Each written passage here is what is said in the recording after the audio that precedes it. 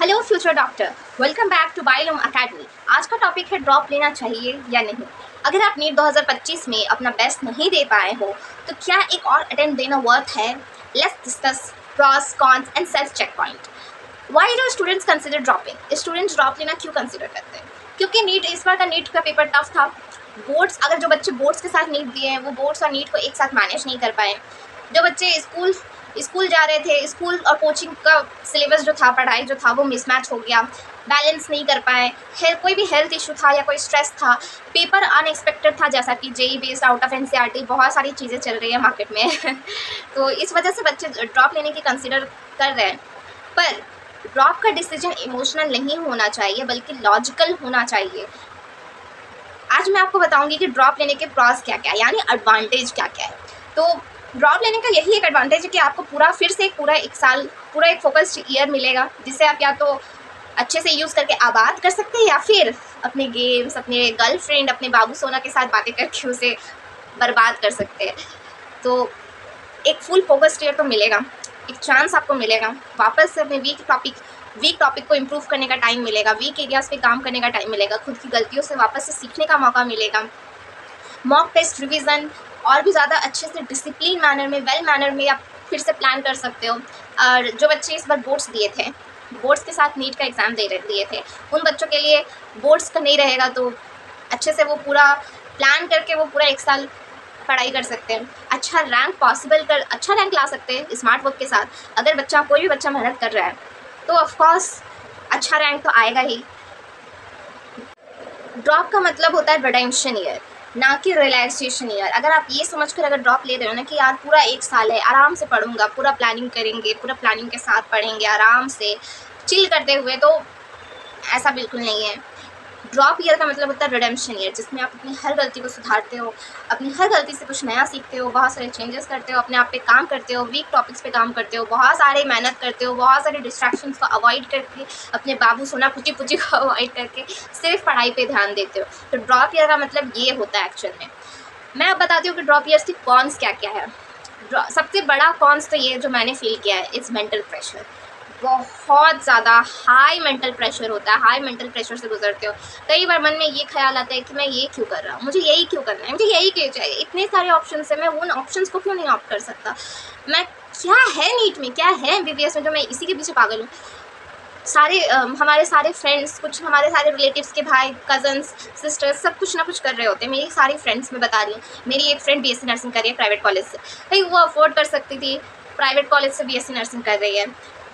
मेरी और एक फ्रेंड है, वो बीसीए कर रही है प्राइवेट से, राहुल फाउंडेशन से। तो प्राइवेट कॉलेज से करना कोई बड़ी बात नहीं है, बस उसमें पैसे होने चाहिए तो मेरे सारे फ्रेंड्स कुछ ना कुछ कर रहे हैं, सब अपनी अपनी लाइफ में सेटल हो गए और मैं थर्ड टाइम ड्रॉप लेके बैठी थी। बस इस बार मैंने डिसाइड किया है कि इस बार मैं ड्रॉप नहीं लूँगी, और जो होगा हुआ तो भी ठीक, नहीं हुआ तो भी ठीक, कुछ और सोचेंगे।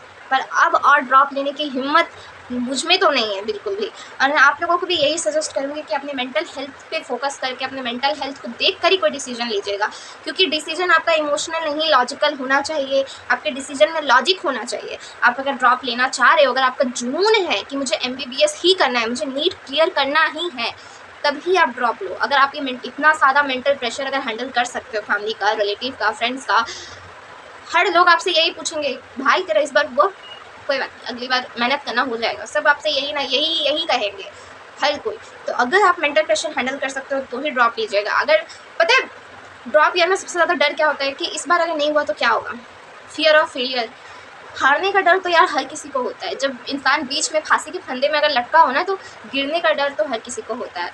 तो ये सोच लेना, मेंटल प्रेशर तो बहुत ज़्यादा हाई रहने वाला है, और हारने का डर भी रहने वाला है। डर इस बात का भी रहने वाला है कि अगर आप फेल हो गए तो क्या होगा, प्लान बी भी तो होना चाहिए। अगर आप फेल हो गए, सिर्फ एमबीबीएस के ऊपर डिपेंड हो, सिर्फ नीट के ऊपर डिपेंड हो, अगर आप फेल हो गए तो क्या होगा। तो ये सारी चीज़ें आप प्लीज़ एक बार कंसिडर कर लेना। आपके फैमिली, आपके फ्रेंड्स, सब आपके फ्रेंड्स से कंपैरिजन करेंगे, देखो तुम्हारा कज़न भाई ये कर लिया, कज़न सिस्टर वो कर रही है, तुम्हारे सारे फ्रेंड्स ये कर रहे हैं, तुम अभी भी घर में बैठ के बस किताबें खोल के बस पढ़े हुए हो। ऐसा ही सुनने को मिलेगा।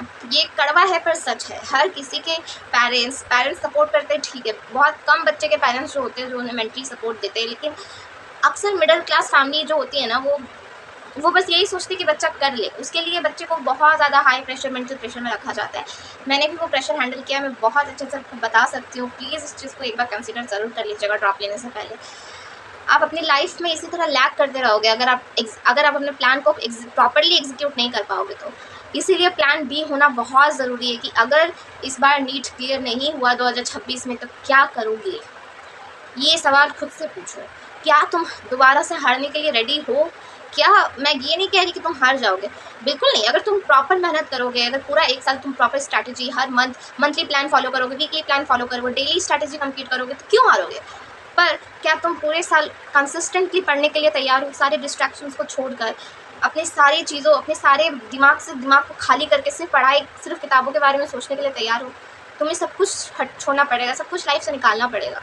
सिर्फ तुम और तुम्हारी किताबें होनी चाहिए, इसके तुम दोनों के बीच और तीसरा कोई आना नहीं चाहिए। तुम्हें बस उसे ही अपने गर्लफ्रेंड बॉयफ्रेंड, किताबों को अपने गर्लफ्रेंड बॉयफ्रेंड मानकर उसके साथ 24 घंटे चिपक के रहना है बस। क्या तुम इतना करने के लिए तैयार हो? अगर इतना करने के लिए तैयार हो तब तो तुम ड्रॉप ले सकते हो और तुम जीतोगे भी। लेकिन अगर तुम ड्रॉप लेके पूरा एक साल बर्बाद कर दोगे तो क्या तुम ये ज़रूर खुद से सवाल कर लेना कि अगर तुम हार गए, अगर तुम्हारा प्लान एग्जीक्यूट नहीं हुआ तो तुम क्या करोगे?